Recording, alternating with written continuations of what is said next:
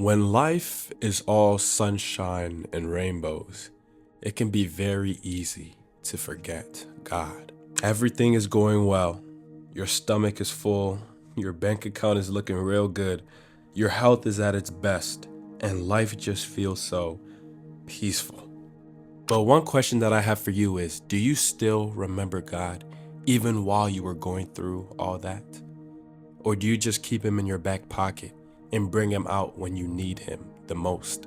In Deuteronomy chapter 8, verse 11 to 14, it talks about not forgetting God, especially when things are going well in your life. And it talks about how leaving God out of your life can be one of the biggest mistakes that you will ever make. But before we look into all this, you need to understand the history all the way up to this chapter. Now, in the book of Exodus, we see how the children of Israel are freed after being enslaved by the Egyptians for over 400 years. The book of Numbers talks about how they wandered 40 years in the wilderness because of their disobedience to God. This is where we see manna being mentioned, and where God leads the Israels by fire at night and a cloud during the day. And it is also in the book of Numbers where we see the older generation, those that were freed from Egypt. They died in the wilderness, and we see a new generation of Israelites rise up. That is where Deuteronomy comes up. See, Moses, their leader, is reminding the newer generation of Israelites about their past, the good, the bad, and the very bad, and how God provided for them through all those things. The land that they are in this chapter is called Canaan, or also known as the Promised Land. It was so good and so bountiful, it was said that it flowed with milk and honey. But because this land was so good, Moses was worried that these new generation of Israelites would forget about who brought them there in the first place, which was God. And that is why chapter 8 talks a whole lot about laws that need to be followed, obeying the Lord and never forgetting what he has done for us.